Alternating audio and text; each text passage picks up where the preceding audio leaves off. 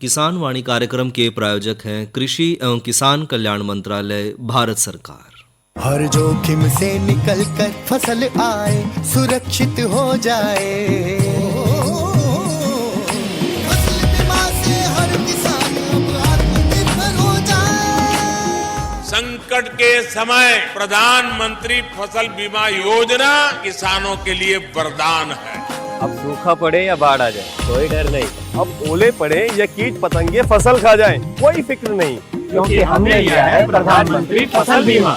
बुआई से फसल कटाई तक हर जोखिम का दावा, न्यूनतम प्रीमियम पर अधिकतम भुगतान का वादा। योजना से हर साल जुड़ रहे हैं 5 करोड़ से ज्यादा किसान। अब आपकी है बारी। नजदीकी कृषि कार्यालय, सहकारी समिति, बैंक शाखा, अधिकृत बीमा कंपनी या जन सेवा केंद्र में स्वेच्छा से करा सकते हैं पंजीकरण। फसल बीमा पोर्टल या फसल बीमा ऐप द्वारा भी कराया जा सकता है पंजीकरण। प्रधानमंत्री फसल बीमा योजना, आपकी फसलों का संपूर्ण सुरक्षा कवच। कृषि एवं किसान कल्याण मंत्रालय, भारत सरकार। किसान वाणी कार्यक्रम सुनिए सारे बाण भाइयों ने विनोद भाई की राम राम। किसान भाइयों, आज किसान वाणी कार्यक्रम में चर्चा करेंगे एकीकृत सौर ग्राम योजना पे और भाइयों लेंगे जानकारी प्राकृतिक खेती में जीवामृत बनाने की विधि और उसके उपयोग पे, और साथ ही करेंगे भाइयों चर्चा नई फसल नई उमंग के तहत भिंडी की बिजाई पे, और इसके अलावा भाइयों करवाएंगे मनोरंजन और जो दूसरे सामुदायिक विषय हैं उस पर भी करेंगे चर्चा। तो भाइयों शुरुआत करें चर्चा है एकीकृत सौर ग्राम योजना।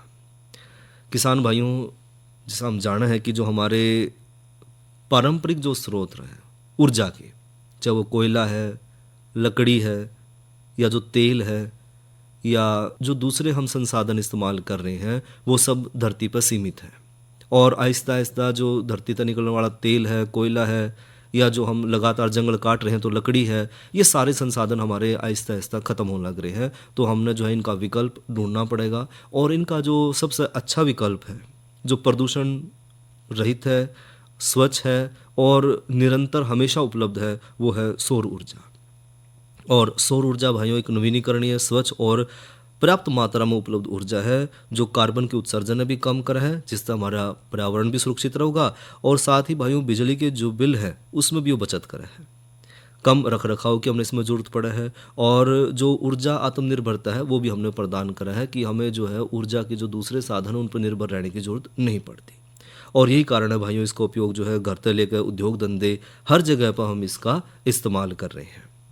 तो नवीनीकरणीय और कभी भी ना ख़त्म होने वाली जो सूरज की ऊर्जा है, सूरज की किरण है, ये हमारे जो जीवाश्म ईंधन है, कोयला तेल है, उसकी तरह कभी भी समाप्त नहीं होगी, और इसमें हम निरंतर जो है इस्तेमाल कर सकेंगे। और साथ ही भाइयों जो ग्रीन हाउस गैस है या जो जहरीली गैस है उसका भी उत्सर्जन इसमें नहीं होता, जिससे वायु प्रदूषण कम होगा और हमारी जो जलवायु परिवर्तन से जो लड़ने में हमारी ये मदद भी करेगा, क्योंकि जब भी हम जीवाश्म ईंधन जलाए हैं तो इससे पर्यावरण में बहुत ज़्यादा प्रदूषण फैला है।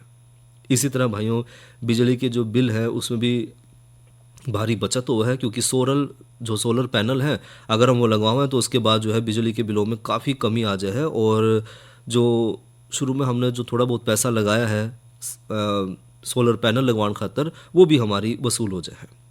साथ ही भाइयों सोलर पैनल ने बहुत कम रख रखाव की ज़रूरत पड़ा है, और इन्हें जो है साल में केवल 1 या 2 बार साफ करने की ज़रूरत पड़ा है, और ये 20 से 25 साल तक कितने नहीं जानते हम इनमें जो है लगातार इस्तेमाल कर सके हैं। इसी तरह भाइयों जो सौर ऊर्जा है उससे जो हमारे बिजली के ग्रिड है उस पर हमारी निर्भरता कम हो जाए है, और इससे भाइयों पूरी तरह हम एक तरह से स्वतंत्र हो जाए हैं। और जो दूर दराज के इलाके हैं जो बिजली पहुँच ही नहीं पाई, और जो है सोलर पैनल या जो सौर पंप हैं उनके माध्यम से हम खेती भी आसानी तक कर सके हैं। और इसका उपयोग भाइयों ना केवल बिजली उत्पन्न करने खातर हम करें, बल्कि साथ ही साथ जो सौर वाटर हीटर है, सौर कुकर है, और कृषि जो सिंचाई हम कर रहे हैं सोलर पंप लगा कर, ये सारे काम हम कर सके हैं। और इसके साथ साथ भाइयों जो सौर ऊर्जा के जो हमने संसाधन इस्तेमाल करने हैं उस खातर सरकार जो है समय समय पर हमने जो है इसमें जो है सब्सिडी भी देवा है। तो जो एकीकृत सौर ग्राम योजना है भाइयों, उसका उद्देश्य है ग्रामीण क्षेत्रों में सौर ऊर्जा के माध्यम से आत्मनिर्भर बनाना। जो हमारे गांव के भाई हैं वो आत्मनिर्भर बनाए, और इसके लिए भाइयों छतों पर सोलर पैनल जो कि पीएम सूर्य घर योजना के तहत आवा है, और कृषि पंपों का सोलराइजेशन करना जो कि पीएम कुसुम योजना के तहत आव है और जो सार्वजनिक प्रकाश व्यवस्था खातर स्ट्रीट लाइट लगाई इसमें जारी है। और यह योजना भाइयों बिजली की बचत, सतत ऊर्जा और ग्रामीण विकास में भी बहुत बड़ी भागीदार है। इस योजना की जो मुख्य विशेषता और जो लाभ उसकी बात करें तो भाइयों एक तो गाँव को पूरी तरह से सौर ऊर्जा तक संचालित करना, और ऐसे कुछ गांव के उदाहरण भी हैं जो पूरी तरह से सौर ऊर्जा पर ही निर्भर कर रहे हैं। गुजरात का मोढेरा गांव है और महाराष्ट्र के भाइयों कुछ गांव ऐसे हो गए हैं जो जहां पर बिल्कुल पूरी तरह से 100% जो है सौर ऊर्जा का इस्तेमाल किया जाने लग रहा है। इसी तरह भाइयों पीएम सूर्य घर जो मुफ्त बिजली योजना है, इसके अंतर्गत 1 करोड़ घरों की छतों पर सोलर पैनल लगाकर 300 यूनिट तक मुफ्त बिजली प्रदान करने का भी इसमें लक्ष्य है। पीएम कुसुम योजना कृषि पंपों को सौर ऊर्जा तक जोड़ना, और सौर ऊर्जा के माध्यम से किसान भाई जो हैं वो अपने खेता की सिंचाई कर पाएंगे। साथ ही बिजली बिल में भारी कमी आओगी। कुछ हद तक तो कह लो कि जहाँ खपत कम है तो वहाँ तो बिजली का बिल शून्य हो जाएगा। और स्थायी ऊर्जा आपूर्ति, पर्यावरण संरक्षण होगा, और ग्रामीण क्षेत्र में जो हमारे किसान भाई हैं उनकी आय में भी बढ़ोतरी होगी। साथ ही ये योजना जो है भाइयों केंद्र सरकार और राज्य सरकार के सहयोग से ही चलाई जा रही है, जिसमें सब्सिडी का भी प्रावधान है। तो बात करें भाइयों पीएम कुसुम योजना की है, तो पीएम कुसुम भाइयों भारत सरकार द्वारा साल 2019 में शुरू करी गई एक प्रमुख योजना है। और इसकी जो शुरुआती उद्देश्य था कि सौर ऊर्जा के जो समाधान है उनने अपना कर उनने खेती बाड़ी के क्षेत्र में ज़्यादा से ज़्यादा बढ़ावा देना, और ये मांग आधारित दृष्टिकोण ने कम करा है। और कई सारे राज्यों में और कई सारे जो केंद्र शासित प्रदेश हैं हमारे, उनमें जो प्राप्त मांग है उसके आधार पर जो है क्षमताओं का आवंटन इसमें करा जावा है। और इसमें कई सारे घटक और जो वित्तीय सहायता के माध्यम से पीएम कुसुम का लक्ष्य जो है वो 31 मार्च 2026 तक 30.8 गीगावाट की जो महत्वपूर्ण सौर ऊर्जा है उसकी क्षमता में बढ़ोतरी करना है। और कृषि क्षेत्र में भाइयों डीजल पर निर्भरता कम करना, क्योंकि जो पीएम कुसुम योजना है वो है खेतों में सोलर पंप लगाकर खेतों में सिंचाई का काम करना। और अगर हम ऐसा करेंगे तो हमारी जो डीजल पर निर्भरता है किसान भाइयों की वो कम हो जाएगी। और अगर डीजल पर जो निर्भरता है किसान भाई की कम होगी तो उससे किसान भाई की बचत होगी। साथ ही जब डीजल इंजन चल रहा है तो उसमें से धुआं निकला जिससे पर्यावरण का प्रदूषण हो है, तो ये पर्यावरण प्रदूषण जो है उससे भी बचाव हो जाएगा। तो इस योजना का उद्देश्य है सौर ऊर्जा संचालित पंप और अन्य जो नवीनीकरणीय ऊर्जा के स्रोत हैं उनका प्रयोग करने के लिए किसान भाइयों को प्रोत्साहित करना, ताकि किसान भाइयों की जो डीजल पर निर्भरता है वो कम करी जा सके। और इसका उद्देश्य भाइयों सौर पंपों के उपयोग के माध्यम से सिंचाई लागत को कम करना है और किसानों की आय में बढ़ोतरी करना है। और ख़ास तौर पर जो पर्यावरण है उसका हमने इसमें संरक्षण करना, कि जो पर्यावरण का है हमारा बचाव हो जाए। और जो किसानों की बंजर है या जो परती ज़मीन है, चरागाह है या जो दलदली ज़मीन है, उसने जो कि खेती योग्य ज़मीन नहीं है तो उस पर 10,000 मेगावाट के विकेंद्रित भूमि और जो स्टिल्ट माउंटेड सोलर ऊर्जा संयंत्र है उनको लगाना है। साथ ही ऑफ ग्रिड क्षेत्र में 20 लाख एकल और सौर पंप की स्थापना करना है। और व्यक्तिगत जो पंप सोलरीकरण है या जो फीडर स्तर पर सोलरीकरण है उसके माध्यम से 15 लाख ग्रिड से जुड़े जो कृषि पंप है उनका भी सोलरीकरण करना है, ताकि किसान भाई जो है अपनी ज़रूरत के हिसाब से जब उसने ज़रूरत हो तो वो बिजली पर निर्भर नहीं रहेगा, ना डीजल पर निर्भर होगा, और अपनी खेती जो है सही समय पर वो कर पाओगा। तो ये तो ली भाई जानकारी एकीकृत सौर ग्राम योजना। और ये बात करें भाई मौसम की, तो आज का अधिकतम तापमान रहा 34 डिग्री सेल्सियस और न्यूनतम तापमान रहा 21 डिग्री सेल्सियस। और आने वाले कल का अधिकतम तापमान रहने की संभावना है 31 डिग्री सेल्सियस और न्यूनतम तापमान रहने की संभावना है 19 डिग्री सेल्सियस। और साथ ही भाइयों कल जो है आंशिक रूप से बादल भी छाए रहेंगे और कहीं कहीं जो है बूंदाबांदी देखने भी मिल सके है। और इब लें भाइयों जानकारी कल के कृषि कार्यक्रम के विषय की, तो कल भाइयों अन्नदाता कार्यक्रम में चर्चा करेंगे राष्ट्रीय खाद्य सुरक्षा मिशन पे, और आज की नसीहत के तहत चर्चा करेंगे गेहूं की कटाई और गहाई में सावधानी पे।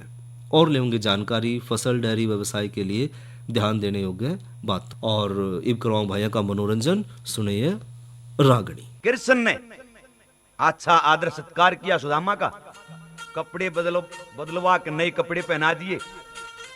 और एक बात के द्वारा रुक्मणी को कृष्ण कहने लगा कि मेरा यार भूखा भी होगा बाट चल का आर्या से। अरे एक बात के द्वारा रुक्मणी को कृष्ण क्या कहता है भला?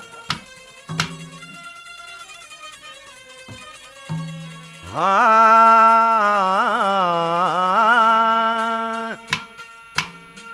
आज मेरा जी मैं यार रसोई,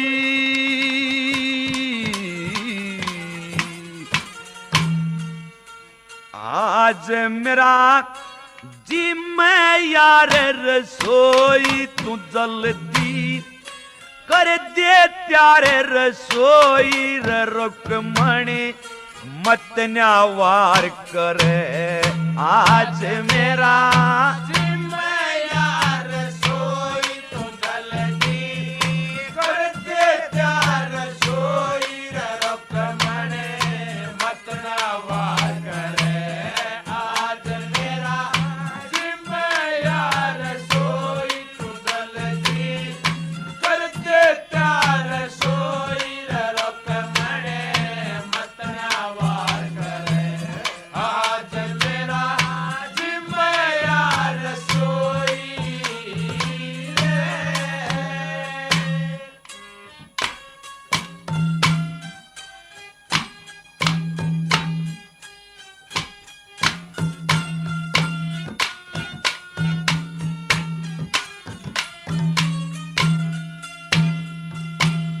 जब होए यार के दर्शन एकदम मन चित हो गया, परसन भर गया दिल में उमाया, ये रखिए आदर मान करया से मारे पे एहसान आज यो फेटन ने आया, भर गया दिल में उमाया यार आज फेटन ने आया रे, इज्जत को न्या माया जर की अच्छी बूंदी मारे घर की ओ जाके चर्चा बाहर करे, आज मेरा जी मैं यार रसोई, तो जल्दी कर दे त्यार रसोई रे रुक्मणी मत न्यावार करे, आज मेरा जी मैं यार रसोई रे।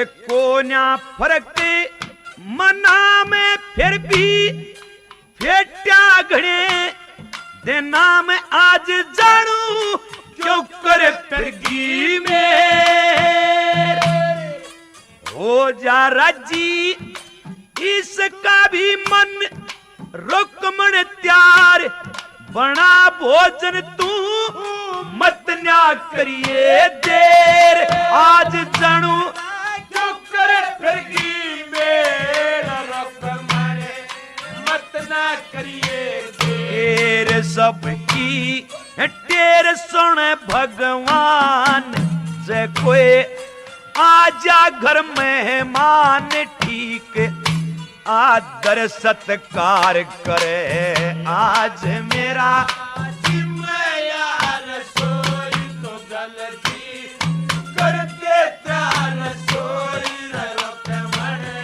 मत न्यावार करे, आज मेरा जी मैं यार रसोई रे।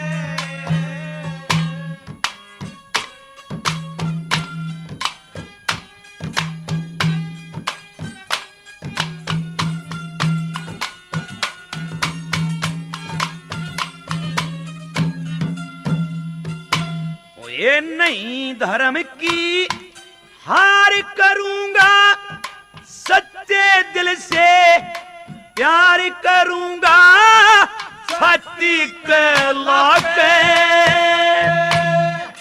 ले पानी पग आप धो दिए, मारे सारे दाग धो दिए, आज इसने आके प्यार करूं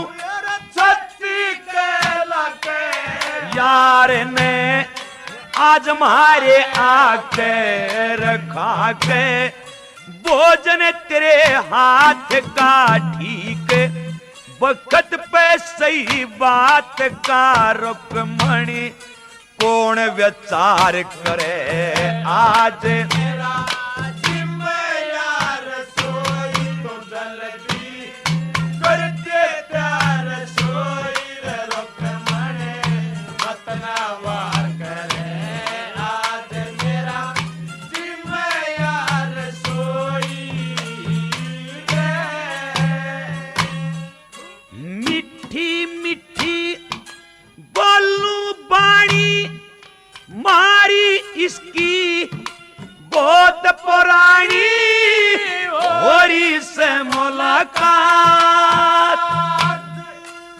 रटती रही है सच्चे हरने जगन्नाथ, अपने सतगुरु ने सौंप दिए गात, मारी होरी से मुलाकात गुरु जी ने सौंप दिए गात, हाथ जोड़े समझाने आला एक मामूली गाने आला, पर वो सुर की मार करे आज मेरा जिम्मेदार सोई तो जल्दी करते प्यार सोई रे रुक्मणी, अपना वार करे आज मेरा जिम्मेदार सोई रे। ये तो सुनी भाईजान रागणी और गायक कलाकार थे राज किशन अगवानपुरिया। और भाइयों एक कर चर्चा नई फसल नई उमंग के तहत भिंडी की बिजाई पे। किसान भाइयों जब भी हम कोई सब्जी या कोई बीज बोए हैं या कोई भी हम फसल बोए हैं तो सबसे पहला जो है मुख्य काम हमने करना है उन्नत किस्म का चुनाव। और भिंडी की भाइयों अच्छी और जो वैज्ञानिक तरीके से पैदावार के लिए जो उन्नत और संकर किस्म है उनका चुनाव भी हमने ज़रूर करना है। और इसमें जो उन्नत किस्म है भाइयों वो है हिसार उन्नत। ये किस्म जो है पीड़िया रोगरोधी इसमें क्षमता ज़्यादा है और साथ ही भाइयों गर्मी के मौसम के लिए सबसे बढ़िया उपयुक्त किस्म है। और इसके पौधे में 2 गांठों के बीच की जो दूरी है वो कम से कम 2 से 3 शाखाओं वाली हो है। और यह किस्म भाइयों 47 दिन में फल देना शुरू करता है। और किसान भाई जो है इसकी औसत पैदावार 30 से 40 क्विंटल 1 एकड़ के हिसाब से ले सके है। दूसरी उन्नत किस्म है भाइयों पूसा सावनी। यह भी गर्मी के मौसम में उगाई जाने वाली किस्म है और फल जो है वो 6 से 7 गांठ पे लगना शुरू हो जाए और फल भाइयों हरे और चिकने हुए हैं। साथ ही यह किस्म भाइयों 50 दिन में फल देना शुरू कर दे है और किसान भाई जो है इसकी औसत पैदावार 30 क्विंटल 1 एकड़ के हिसाब से ले सके। और इसमें एक उन्नत किस्म है भाइयों हिसार नवीन। यह किस्म भी पीड़िया रोगरोधी है और यह किस्म भाइयों गर्मी के लिए बहुत बढ़िया मानी जाओ है और इसकी औसत पैदावार 40 से 45 क्विंटल 1 एकड़ के हिसाब से है। वर्षा उपहार यह किस्म भी पीड़िया रोगरोधी क्षमता रखा है और यह किस्म भाइयों दोनों मौसमों में उगाने के लिए बढ़िया मानी गई है और औसत पैदावार किसान भाई ले सकते हैं 40 क्विंटल 1 एकड़ के हिसाब। और एक और उन्नत इसमें किस्म है भाइयों वह है HBH 142। यह एक संकर किस्म है और यह किस्म भी पीड़िया रोगरोधी है और इसके फल 8 से 10 सेंटीमीटर लंबे, मध्यम मोटाई और 5 कोर वाले हो और बड़े आकर्षक और सुंदर हो हैं। औसत पैदावार 53 क्विंटल 1 एकड़ के हिसाब से किसान भाई ले सके हैं। बात करें खेत की तैयारी की तो खेत में भाइयों हल और पाटा चलाकर मिट्टी ने अच्छी तरह तो बुरबुरी कर लें और बिजाई तय लगभग 3 हफ्ते पहला गोबर की गली सड़ी खाद खेत में जुताई करते समय जरूर डालें। और ग्रीष्मकालीन जो फसल है उस खातर भाइयों खेत में डोली बनाकर उसके बाद इसमें बिजाई करें।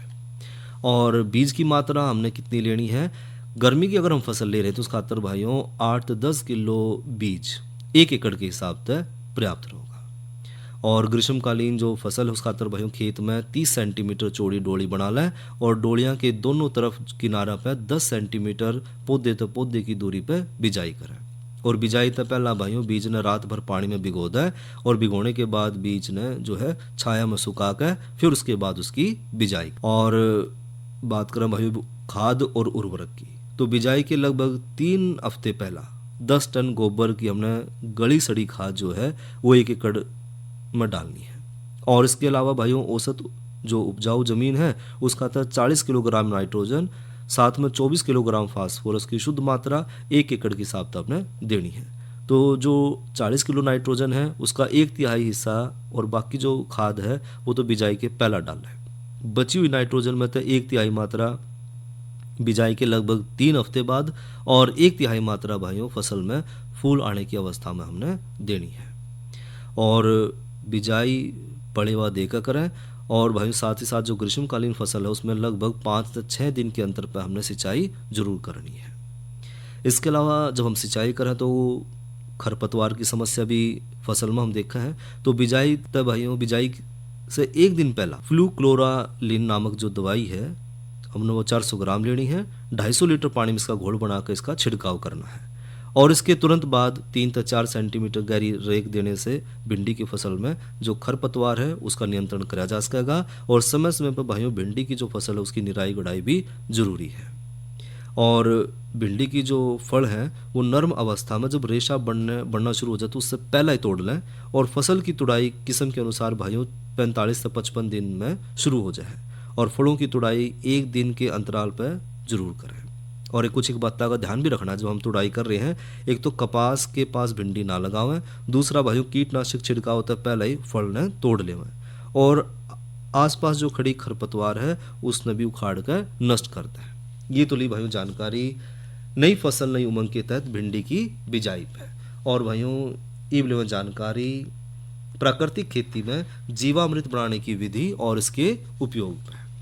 किसान भाइयों जीवामृत एक प्रकार की जीवाणु खाद है और इसके प्रयोग से जो माटी है उसमें सहायक और जो मित्र जीवाणु है जो किसान के मित्र कीट है उनकी बढ़ोतरी हो है। और इस खाद में उपस्थित जितने भी मित्र जीवाणु हैं वो जो मुख्य पोषक तत्व चाहे नाइट्रोजन युक्त खाद बनाने में, फास्फोरस है, पोटाश है, इन सब न उपलब्ध कराने में मदद करा है। इसके अलावा इसमें सूक्ष्म तत्व भी पाए जाए हैं। तो जीवामृत बनाने खातर हमने जो सामान चाहिए वो है 20 लीटर पानी, 1 किलो देसी गाय का गोबर, 1 लीटर देसी गाय का मूत्र, 100 ग्राम हमने गुड़ लेना है, 100 ग्राम बेसन और 1 मुट्ठी हमने मिट्टी लेनी है जहाँ पे उपजाऊ जमीन है, यानी कि ऐसी जगह की मिट्टी लेनी है जहाँ पे कभी भी कोई कीटनाशक, कोई रासायनिक उर्वरक कुछ भी छिड़काव नहीं हुआ है, तो वो उपजाऊ मिट्टी हमने 1 मुट्ठी की लेनी है। अब इसके बाद एक बर्तन में भाइयों ले लो 20 लीटर पानी, उसमें 1 किलो देसी गाय का गोबर और 1 लीटर जो है गौमूत्र उसमें उसी पानी में मिला लेना है। उसके बाद भाई उसमें गुड़, बेसन और जो 1 मुट्ठी हमने उपजाऊ मिट्टी ली थी वो भी हमने इसी घोल में मिला लेनी है। और इस घोल में भाइयों अच्छे तरह मिलाकर 48 से 72 घंटे तक हमने किण्वन खातर छाया में छोड़ देना है। और दिन में 2 बार, एक बार सवेरे और एक बार सांझ ने इस घोल में 12-12 हमने चक्कर जो है लकड़ी के डंडे तय या घुमाना है और 48 से 75 घंटे के अंदर जो है जीवामृत बनकर फिर तैयार हो जाए। अगर देसी गाय का गोबर और मूत्र ना मिले तो हम इसकी जगह जो है भैंस का भी या जो बैल है उसका भी गोबर और मूत्र इस्तेमाल कर सका है। और इन सब पदार्थों खातर भाइयों अच्छी तरह से मिलाकर उन्हें बोरी तरह ढक कर छाया में रख दे और इस मिश्रण में भाइयों दिन में 2 से 3 बार जो है लकड़ी चलाकर उसने किण्वन खातर तैयार करें। और 2 से 3 दिनों में मौसम के अनुसार भाइयों यो जो है बनकर तैयार हो जाएगी। और जब बुलबुले उठने कम हो जाए तो समझ लो जीवामृत बनकर तैयार होगी। हमने जो खेत में प्रयोग करनी है तो किस तरह हमने इसका प्रयोग करना है, तो जीवामृत का प्रयोग भाइयों 3 से 7 दिन में ही इसका हमने प्रयोग करना है बढ़ने के बाद।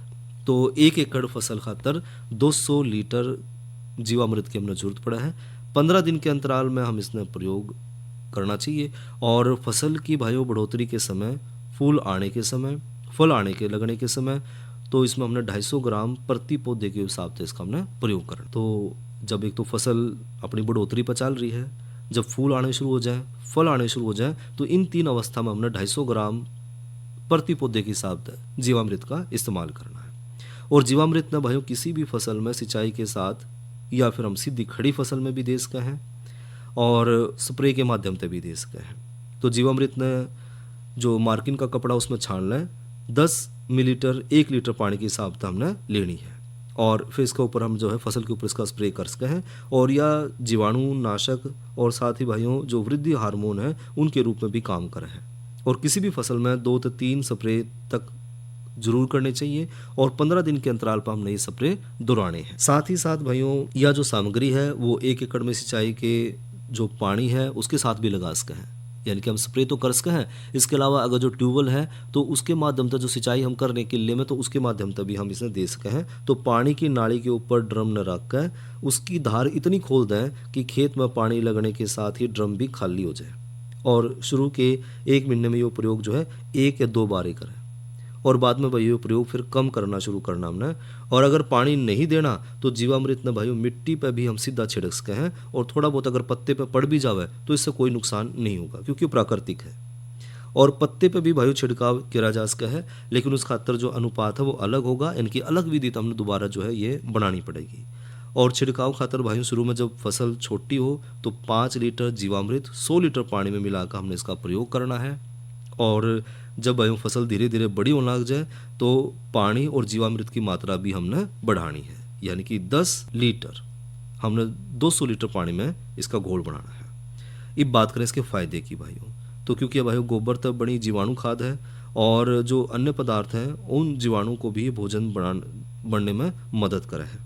और ये मिश्रण जो है मिट्टी में जीवाणु की संख्या बढ़ावा है और ज़मीन ढकने के लिए प्रयोग भी किया जावा है। और इससे भाइयों कृषि अवशेष है, बायोमास है, उन जीवों का भी भोजन बनावा है जिससे कृषि अवशेष में मौजूद जो तत्व हैं वो फसल के उपयोग लायक बन जाए हैं और उससे हमारी मिट्टी की जो उपजाऊ शक्ति है, जो मिट्टी का कार्बन है उसकी मात्रा बढ़ा है। तो ये तो बात करी भाई प्राकृतिक खेती में जीवामृत बनाने की विधि और उसके उपयोग। किसान वाणी कार्यक्रम के प्रायोजक थे कृषि एवं किसान कल्याण मंत्रालय, भारत सरकार। अरे अरे अरे क्या कर रहा है? इधर इधर इधर हम बोल रहे हैं तेरे बीजू का। उतला बोल रहा है? हाँ, पक्षियों से तो हम खेत को बचा लेते हैं पर इन घातक रसायनों से कैसे बचाएं? मतलब? देख बेटा, तू जो ये अंधाधुंध रसायन मिलाता है ना, मिट्टी की सेहत बिगड़ने लगी है और जब माटी ही कमजोर पड़ जाएगी तो उपज कैसे सेहतमंद होगी?